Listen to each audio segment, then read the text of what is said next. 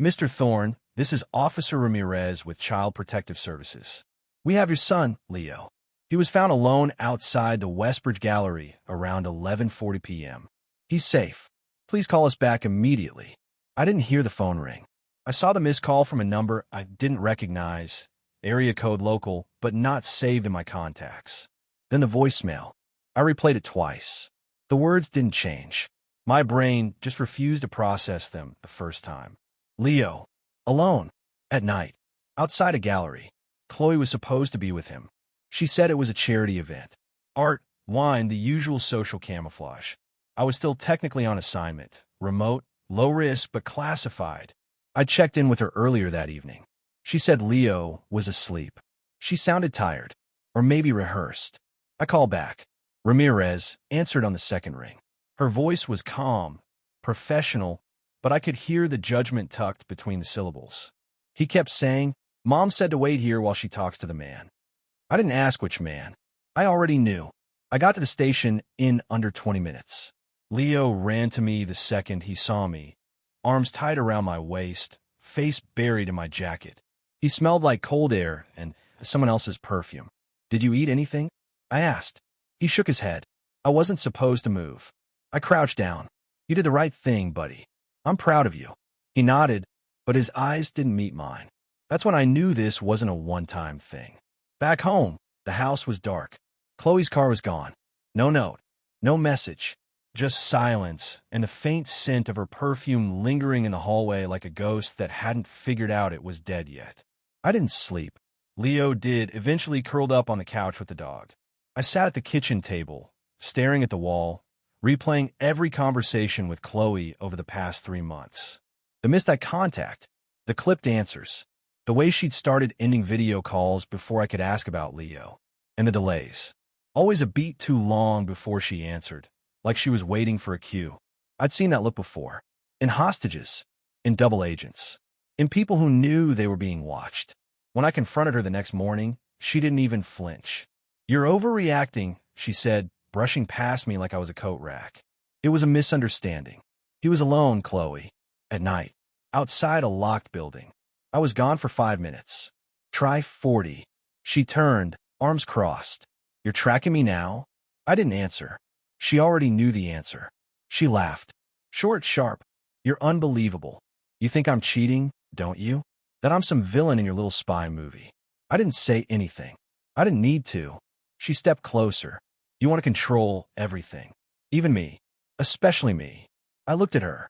Really looked. And for the first time, I didn't see my wife. I saw a stranger wearing her skin. I trusted you, I said quietly. She rolled her eyes. Spare me the wounded soldier routine. Then she was gone. No goodbye. No explanation. Just vanished. She left her work tablet on the kitchen counter, still logged in. Sloppy. Or desperate. I waited until Leo was at school. Then I opened it. Encrypted messages. A secure app one recognized from my own work. She wasn't just talking to someone. She was planning something. It took me 2 hours to break the encryption. What I found made my hands go cold. Marcus Finch. Art patron. Philanthropist.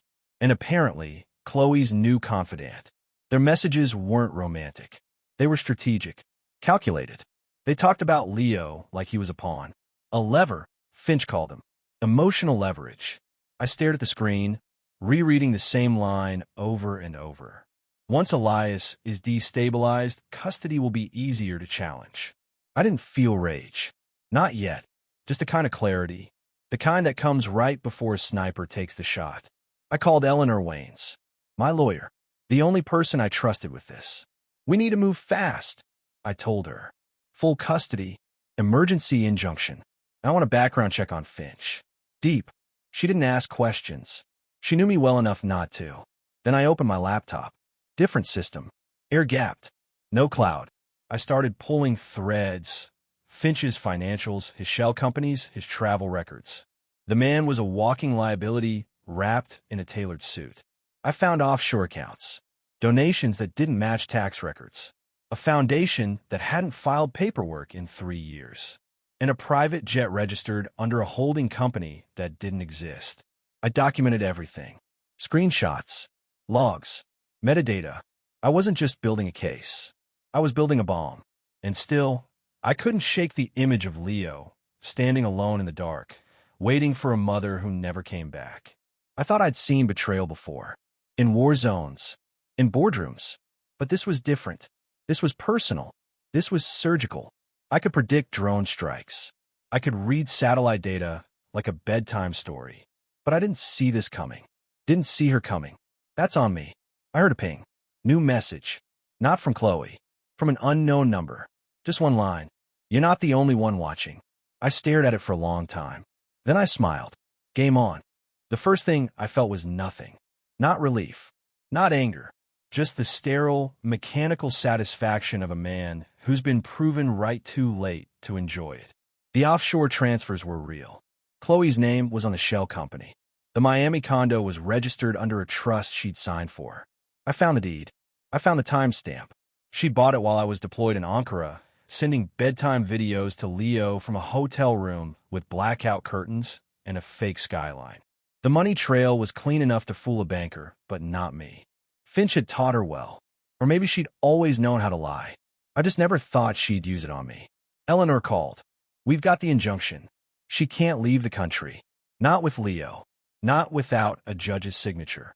I nodded, even though she couldn't see me. Good. That's one door closed. She'll push back. She already is. I hung up and stared at the front door. I didn't have to wait long. Chloe walked in like she'd just come back from yoga. Hair tied up. Sunglasses still on. She dropped her keys in the bowl like nothing had happened. I needed space, she said, before I could speak. Everything's been so tense. I didn't answer. I just slid the folder across the table. She didn't open it. What's this? She asked, voice flat. Proof. She laughed. Of what? That I needed a break? That I made a mistake? No, I said. Proof that you sold out your son for a condo and a man who launders money through art auctions. Her face twitched. Just once. Then she smiled. You've been spying on me. You left the door open. I walked through it. That's illegal. So is wire fraud. She opened the folder. Read the first page. Then the second. Her hand started to shake. You think this makes you a hero? She snapped. You think this gives you the right to take him from me? I'm not taking him. I'm protecting him. She slammed the folder shut. You're not a father. You're a surveillance system with a pulse. I didn't flinch. I'm not destroying your life, Chloe. I'm saving his. She stared at me. Then something cracked. She dropped into the chair, hands in her hair. I didn't mean for it to go this far, she whispered. I felt invisible. You were always somewhere else. In some war. In some code.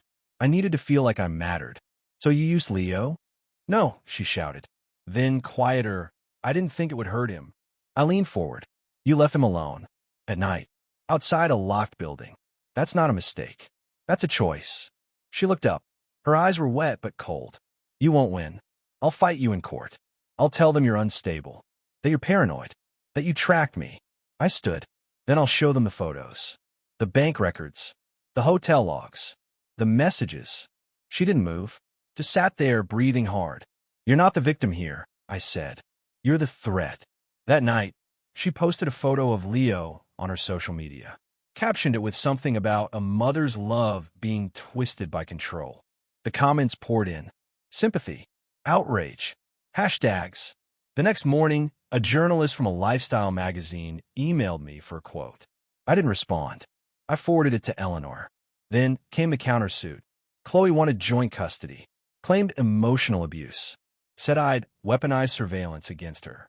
Her lawyer used words like coercive control and military-grade intimidation. It was a good strategy. If you ignored the facts. I didn't flinch. I doubled down. I hired a private investigator. Not the kind you find in the phone book. The kind who doesn't ask questions and doesn't leave fingerprints. He found hotel footage. Chloe and Finch. Different cities. Different aliases. Same pattern. I sent it all to Eleanor. She filed it with the court. Then I called CPS. Gave them the full report. The gallery incident.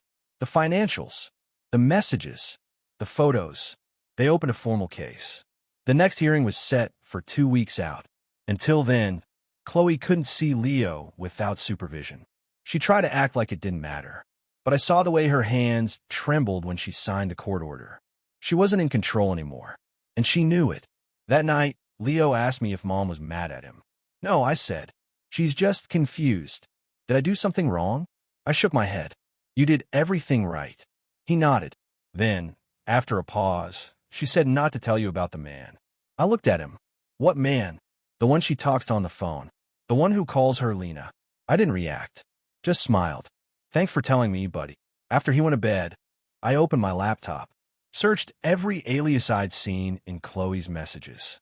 Lena showed up in a property registry in the Caymans. Finch's name was on the lease. I stared at the screen. My pulse didn't change. My breathing stayed even. But inside, something shifted. This wasn't just betrayal. This was erasure. She wasn't trying to hurt me.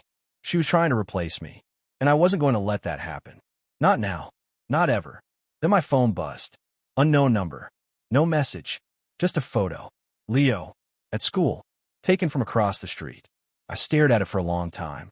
Then I stood up, walked to the safe, opened it, and pulled out the one thing I swore I'd never use again. The game had changed, and I wasn't playing defense anymore. The photo of Leo outside his school didn't come with a threat. It didn't need one. The message was clear. I wasn't the only one watching. I didn't panic. I logged the metadata, traced the IP, spoofed, routed through a VPN in Prague, bounced off a server in Bogota. Sloppy work. Probably outsourced. Finch was getting nervous. Good. I called Eleanor. We escalate. Full psych eval. I want it court-ordered. She didn't hesitate. Already in motion. Judge signed off this morning. I hung up and opened the archive. Chloe's messages, decrypted and indexed. I'd read them all, but now I was looking for patterns. Language shifts. Emotional tone. The way she spoke to Finch, like a partner, not a mistress. Like someone who'd been planning this longer than I'd allowed myself to believe. Then I found it. A message dated 2 months before Leo was born. If everything goes right, Elias won't even know Leo isn't his. I didn't blink, didn't breathe, just stared at the screen. Then I ordered the test. 3 days later, the results came in. 99.97% match. Leo was mine. I sat in the car outside his school, the envelope still open on the passenger seat. Relief didn't feel like I thought it would. It felt like grief with better posture. She was willing to erase me, not just from her life, from his. That night, Chloe tried to take him. Private terminal, charter flight, fake documents. She almost made it to the gate. Security flagged her. Eleanor's injunction held. Chloe screamed, called it a conspiracy, said I was brainwashing Leo. The footage made it to the school board. She didn't know that yet. The next morning, she showed up at the school. No warning, no clearance. She stormed the front office, yelling about parental rights and illegal custody. The principal called me. I arrived before the police did. She was still shouting when I walked in. You think you could just erase me? She snapped. You think you can turn him against me? I didn't answer, just looked at her. Really looked. She was unraveling. Hair unwashed. Eyes wild. Voice cracking.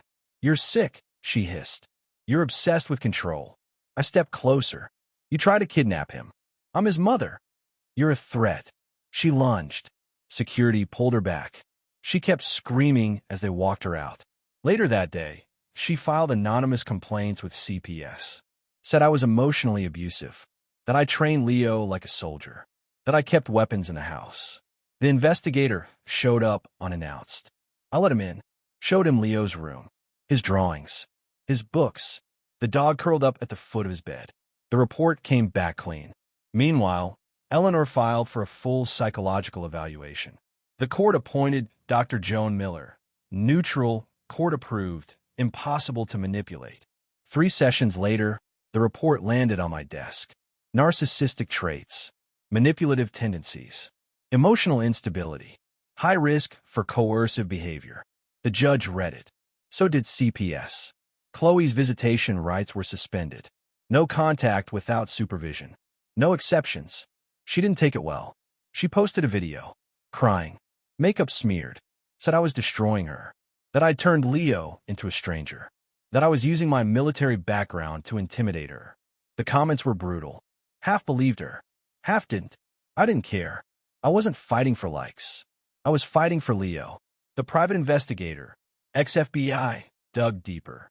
Found hotel records, Chloe and Finch had been meeting since before Leo was born. Different cities, different names, same pattern. He also found something else. One of Chloe's companies, registered in Delaware, massed through 3 holding firms, had been funded directly by Finch.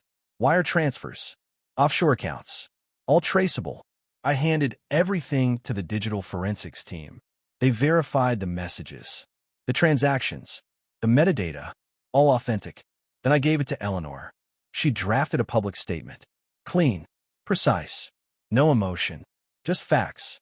Mr. Thorne is committed to protecting his son's well-being. Allegations made against him are demonstrably false. Legal action is ongoing.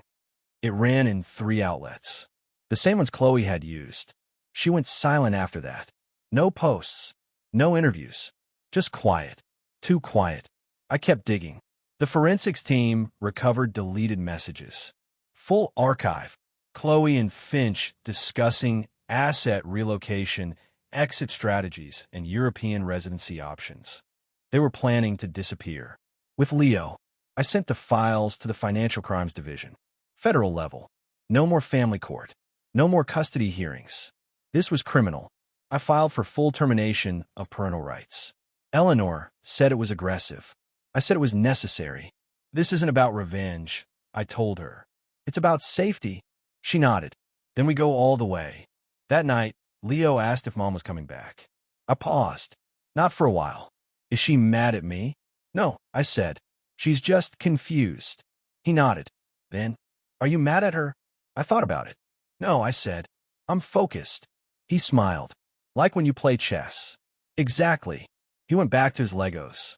I watched him for a long time. Then my phone buzzed. New message. No name. Just a file. A video. I pressed play. Chloe, sitting in a hotel room, talking to someone off camera. She thinks she's being clever, a man's voice said. But she's not the only one with leverage. Then Chloe leaned forward, looked straight into the lens. If Elias wants to keep Leo safe, she said, he'll back off. The screen went black. And just like that, the rules changed again. I didn't celebrate. There was no champagne, no victory lap. Just a quiet email to Eleanor. Proceed. She filed the motion that afternoon. Termination of parental rights, restitution for Leo's care, and a fraud claim tied to Chloe's offshore accounts. The evidence was airtight. The strategy was surgical. I forwarded the full archive, messages, wire logs, psychological reports, to the Federal Bureau. No commentary, just a subject line, for immediate review. Then I issued the statement through my company's press office. No names, no drama, just facts. A single paragraph that cut through the noise like a scalpel. We remain committed to transparency, accountability, and the well-being of our families. Recent allegations are unfounded and unsupported by evidence. We trust the legal process to uphold the truth. It ran in 3 outlets. The same ones Chloe had used to paint herself as the victim. The silence that followed was louder than any headline. She deleted her accounts the next day. No more posts. No more videos. Just gone. Then came the letter. Handwritten. No return address. I never meant for it to go this far. I just wanted to matter. I didn't want to be a shadow in your world. I read it once. Then again. The ink was smudged in places. Maybe tears. Maybe just bad penmanship. I didn't respond. The court date came. Chloe didn't show. Her lawyer submitted a statement citing emotional exhaustion. The judge didn't blink. Eleanor stood. Calm. Precise. She laid out the timeline. The financials. The psychological evaluations. The CPS reports. The attempted abduction. The offshore fraud. Then Dr. Miller took the stand. Ms. Thorne exhibits patterns consistent with narcissistic personality traits, emotional volatility, and manipulative behavior. In my professional opinion, she poses a psychological risk to the child's stability. The CPS representative confirmed Leo had been left unsupervised. Twice. The second time, Chloe had told the school she was running late. She never showed. The IRS agent testified last. Offshore accounts, tax evasion, shell companies, all traced back to Chloe. The judge didn't deliberate long. Full custody awarded to Mr. Elias Thorne.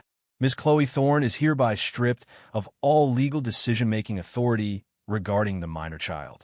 Visitation rights are suspended indefinitely pending further review. I didn't smile. I didn't move. I just exhaled. After the hearing, the principal of Leo's school approached me. "We've seen you here every day," she said. "You were the constant, the calm, the one who showed up." I nodded. "That's the job." A week later, a letter arrived from a former colleague, a vet I hadn't spoken to in years. "You protected the country. Now you protected your son. That's what leadership looks like." And then, the twist I didn't expect. The journalist who'd first run Chloe's story published a retraction. A full column. "We believe the tears. But truth isn't always loud. Sometimes it's quiet, patient, relentless." Chloe filed an appeal. It was denied. No new evidence. No legal standing. Just desperation. She moved out of state. No forwarding address. Her lawyer filed a request for limited visitation. The court rejected it. She lost access to the joint assets. The condo, the accounts, everything tied to my name or my company was locked down. The last thing she tried was a media leak. A blog post under a fake name. It didn't gain traction. People had moved on. But I hadn't. I still checked the locks twice a night. Still scanned every car parked too long across the street. Still kept Leo's school on speed dial. Because the war was over. But the damage wasn't. Leo asked me once, "Is Mom coming back?" I paused. "Not for a while." "Did she stop loving me?" "No," I said. "She just forgot how to show it." He nodded. Then, "Are you mad at her?" I thought about it. "No," I said. "I'm just done waiting for her to be someone she's not." That night, I found the old photo. The three of us, smiling, before everything cracked. I didn't throw it away. I didn't frame it either. I just put it in a drawer. Some things don't need closure. They just need distance. I didn't win a war. I just refused to lose what mattered. And then, just as I started to believe it was over, I got the call. Blocked number. Familiar voice. "You think this ends with her?" the man said. "You were never the target." He was. Then the line went dead. And just like that, the next chapter began. The voice on the phone said Leo was the target. I didn't sleep that night. I sat in the hallway outside his room, back against the wall, Glock within reach. Old habits. I'd done this in Kandahar, in basements in Prague, in safe houses that weren't safe. But this was different. This was home. By morning, I had a plan. I traced the call. Not the number, burner, obviously, but the signal path.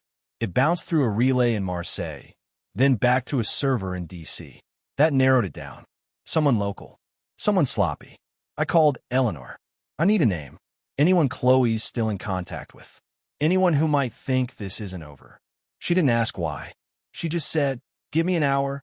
40 minutes later, she sent me a name. Julian Wexler. Former gallery investor.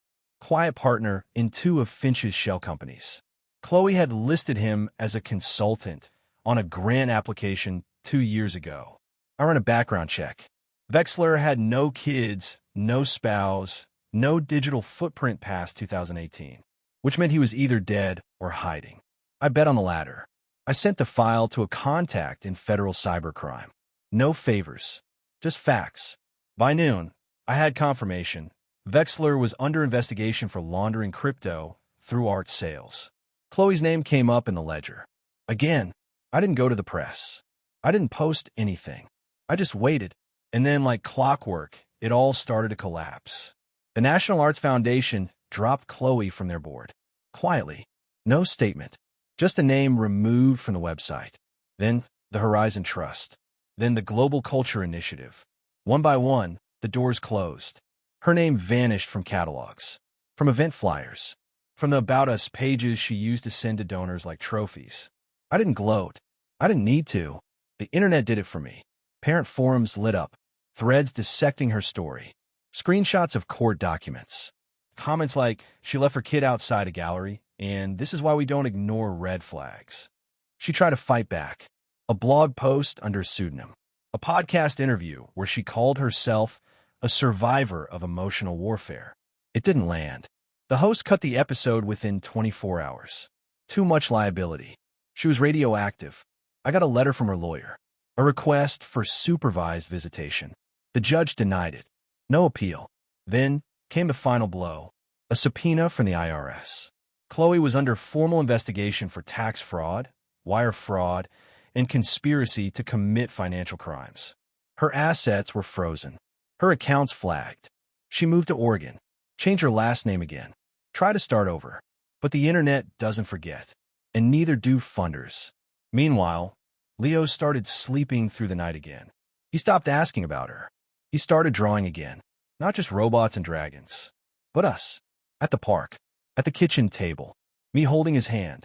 One night, he looked up from his sketch pad and said, "You're not going anywhere, right?" I shook my head. Not a chance. He smiled. Good. I like it better when it's just us. I didn't cry, but something cracked. A week later, I got a call from a veterans group. They wanted me to speak at a panel, Resilience in Transition. I said yes. Then came the contracts, government agencies, private firms.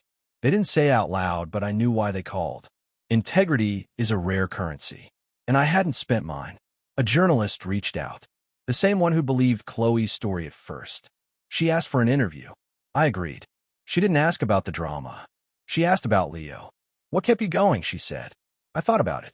About the nights I didn't sleep.